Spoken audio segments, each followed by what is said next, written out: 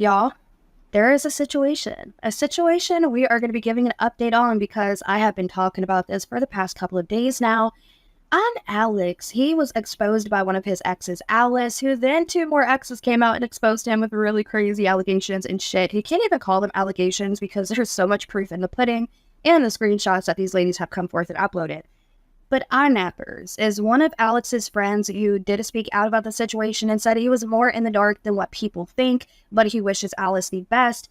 And his ex, iNabber's ex, Kirst, came forward and decided to speak about her relationship with iNabber's. How do I feel about this? I feel like she is reaching like a motherfucker, but we're going to be diving into the actual screenshots, and y'all are going to be seeing why I'm saying that very shortly. I feel like this whole situation with Alice has blown up.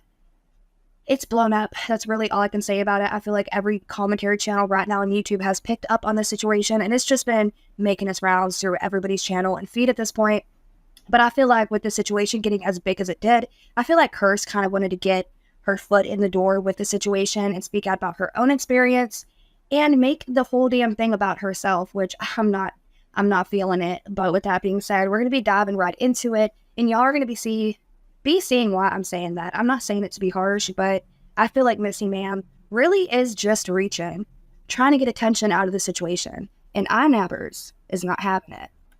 Kirst is the ex of iNabber's, and she did come forward tweeting about her own experience with iNabber's, to which he debunked that, uploading a short Google Doc file, just debunking everything that she said about him. But then she decided that's not good enough. She wants more people to hear about it, so she uploaded a 31-page Google Doc file, and we're going to be just jumping into it now because once y'all start reading with me what's going on, y'all are going to be probably on the same page I am about it.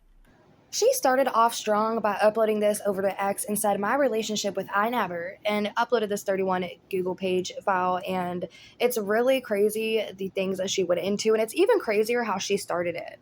And right away, somebody said, "Well, we were all thinking," and said, "Kirsty, it feels like you're taking advantage of Alice's story to shit on your ex for some clout." To be fair, I skimmed through this document. I read some of the pages of it, but it's 31 pages. And I was like, you know what? I have to react to it anyways in a video, so let me just get my honest reaction in the moment, and I'll just upload it and react to it live with you guys.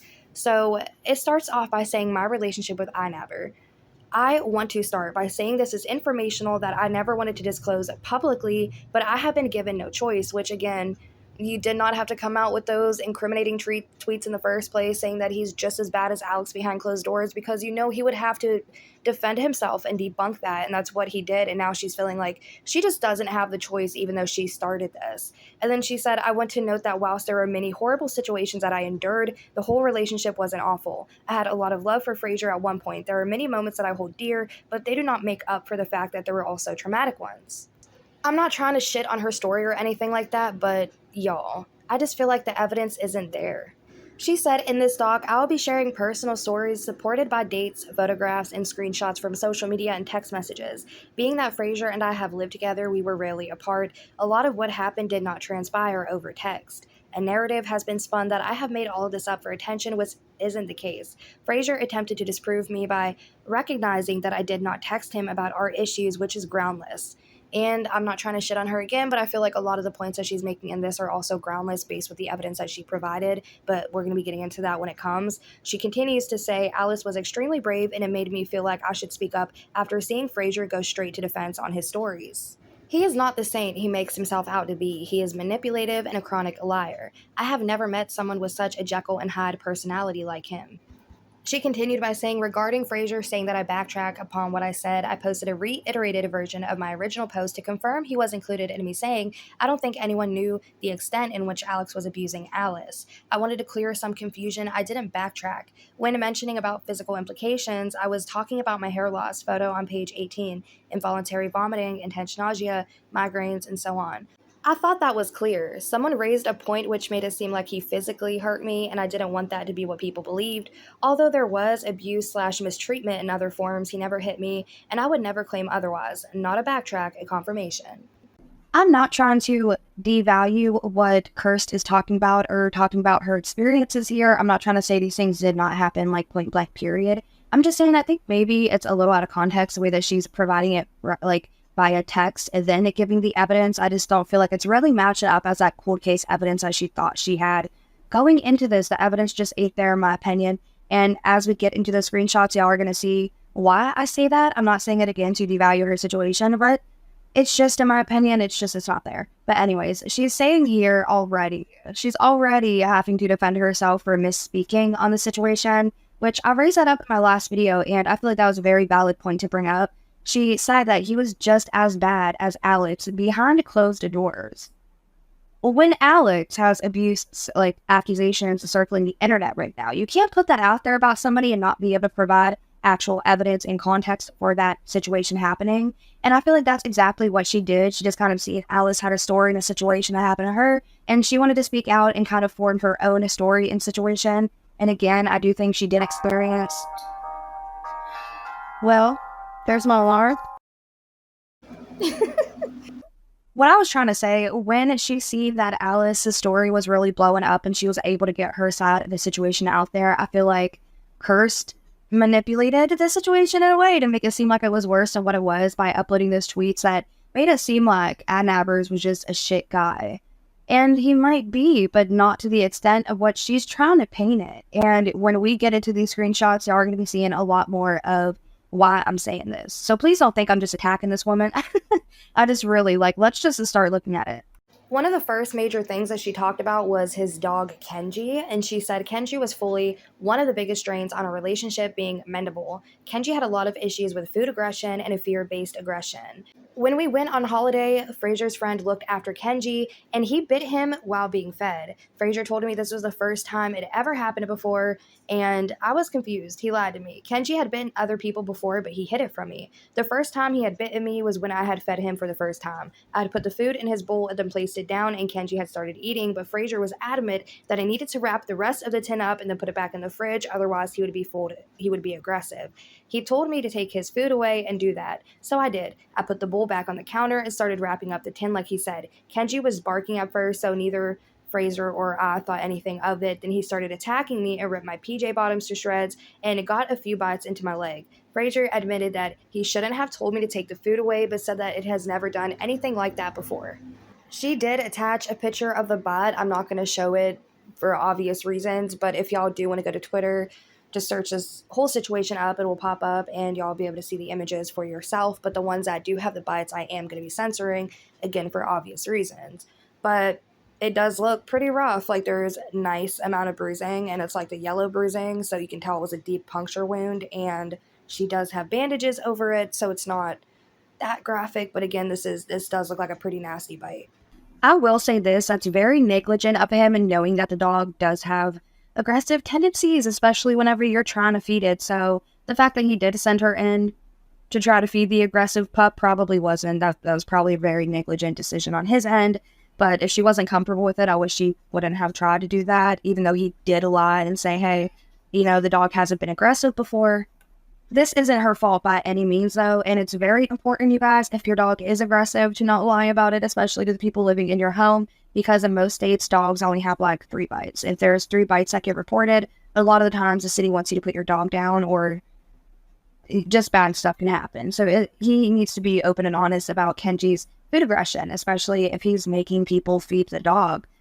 Here she's saying Kenji had attacked me and Fraser a few times. Kenji even bit Fraser's face and hands once. We got a specialist trainer, made a routine, and made a lot of changes that seemed to benefit him and his behavior. I was consistent. Fraser was not. He would stick at the training and then keep it basically as a routine. Then he would start slacking on it. Then she goes on to say that this really impacted Kenji's behavior. Every time that they'd make progress with him, Fraser would slack, and then Kenji would go back to basically square one. She then said that one night, Fraser was having a tough time with some YouTube stuff and was angry. He was shouting from his office and it was impacting Kenji, so I asked him to stop. He apologized and said it was just his work stressing him out. He then went back to being frustrated, and I asked him to shut his office door. He slammed it. The noise had Kenji on edge. He was climbing on top of me and pacing around on the bed. I was just on my phone, and then the next minute he started savagely barking, and then he lunged for my face. I put my arms in front of me and he attacked my arm. Frantic biting. It was terrifying. I got on top of him and pinned him down, and then Fraser came in from hearing my screaming, and this was my last straw. And holy shit, she attached 2 more images, and this dog, being the small little pup that it is, that's some massive bite marks. I think with both of them living in the house and that dog being aggressive towards both of them, they really needed to stick to that routine. Even if Fraser was not, she should have definitely just continued with it. And if Fraser was really impacting the dog to the point where he was lashing out in aggression just from, again, whether Fraser was being aggressive at the time or not, or if she was being aggressive. Obviously, a hyped up environment, especially loud noises, as she just said, gets the dog going. So they both really need to adapt to that dog, or just rehome it and send it somewhere where they would be able to adapt to the dog so it wouldn't be lashing out like that. Here she's saying how Fraser had accompanied her about one time to the hospital, and this is after one of Kenji's attacks. She said that he cried the whole time about how he was going to lose his dog and didn't comfort me at all. I had to comfort him. He didn't sleep in our bed for 3 nights. He couldn't even look at me or speak to me for days.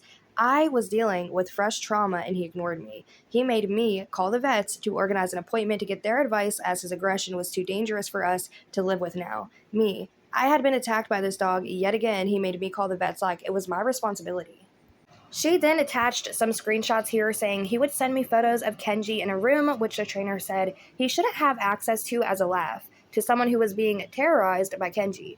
In the screenshot here, he says not, and he sent a photo of him and the dog, and she said, Fraser, please tell me that you're joking right now. That's out of pocket otherwise. He put a smiley face. She said, whatever. He said, it's an old pic. Ha ha ha. She said, it's not funny. Then he said, it's kind of funny. She said, no. Then he put a frowny face. This, in my opinion, is pretty out of pocket. It's like just terrorizing her, how she said, with the dog photos of him being in the bed, knowing that it's not good for his behavior for him to be in the bed because that gives him a territory issue, and he has obvious territory issues with the food aggression. So I think, again, Fraser is doing this to, one, kind of egg her on and get on her nerves a little bit. He thought it was funny. She clearly didn't think it was funny. It's just two little differing opinions. But again, at the end of the day, in my opinion, I think it is wrong to put the dog in that situation, especially going against their trainer's advice when the trainer was giving the best advice for the dog's overall quality of life and well-being.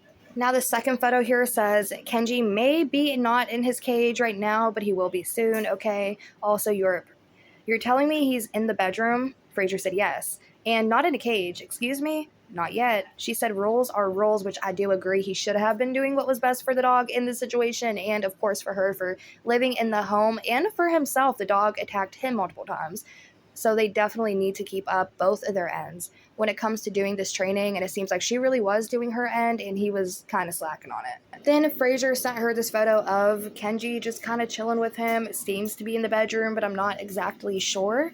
But yeah, this like whole I told y'all beginning half is pretty much about the dog, so I'm gonna go ahead and skip to where it starts to get a little bit more intense. Now, these are the coercion claims, and she started it off by saying when Fraser took us on holiday at the start of our relationship, there were multiple times where he was pressuring me into having with him, and I had said no. On this holiday, I came on my period when we had once and made a mess. I didn't like the fact that the cleaners had to deal with such bloody sheets, so I didn't want to have on the holiday again. He kept pressuring me multiple times, even though I kept saying no. He didn't go too far, but this alone is not okay. She continues to say, the one that made me feel the most uncomfortable was when Fraser paid for us to have the spa to ourselves again. This was COVID restrictions of the hotel in February 2023. He had already stated he was wanting to have us in the spa. When we were there, we were intimate in that we were cuddly and kissing a lot, a bit handsy as well. But I said I didn't want to actually do anything as we were there and cameras were everywhere, and I said I knew this. When our hour was up, I said I needed to go as they come and got you if you overstayed your time. Fraser then started constantly begging me to stay longer and rubbing my legs, saying how we should have more fun. She then goes on to say I got out of the pool and he was sulking, saying that I was ruining a good time and that we should stay longer. Again, I repeated that our time was up and someone will come and we should just go. He stomped his feet and kept huffing, tutting, and moaning. This went on for a while. Eventually, we left. It was such an uncomfortable walk up to the room, as he was really in a bad mood because I didn't want to have us in the spa. We got into an argument about it when we got back to the hotel room, and he left. She then attaches some screenshots of their messages at the time while they was there at that hotel talking about the spa, and he was saying, or she was saying, I'm so sorry, that she wanted to get even more drunk, and he said, me too, that's why I'm waiting for this wine, and then he said, let's F in the spa. On my way, and then he sent a picture of a cake. Now, the next messages, I don't really see how much they correspond with the first ones or the point that she was trying to make with this, but we're going to go with it anyway. And he was saying, whenever you feel comfortable for me to be back, just say, but if you could make that sooner than later, that would be nice, because it's effing freezing. Like, soon, this is worse than I thought it would be, with question marks. She said on FaceTime with Carmen, sorry, I never said for you to leave, so I really don't understand why you did. Then he said, just to give you space, it's a small room. Then she said, I never asked for that, I said I was fine out there. Then he said, I honestly just needed some space for myself too. I want to speak to you about something, but you don't seem to want to, so I needed time. Even though I'm freezing currently. Now, she concluded those screenshots and said multiple times on this holiday he tried pressuring me into multiple times. I kept saying no. This caused a lot of tension, and we had a few nasty arguments about it. Thankfully, this was the only time that he did this. I just want to be very clear moving on with my statements that I'm making, and just to clarify some of the things that I have said so far throughout this video. I'm not taking away from this girl's reality. I do believe perception, like I said, is reality. So the way that she interpreted the situation and what was happening to her, I feel like he truly believes this is what was going on. With that being said, we none of us were there. We don't know what actually went on. It's her word versus his word in this whole situation. But I feel like there's a couple things that I'm nitpicky about, and that's gonna be one, the errors in this, a lot of typos. And I don't know if that's because she rushed to get this out, but if this is something, especially with allegations that she's making, it's something that you should take time to put out.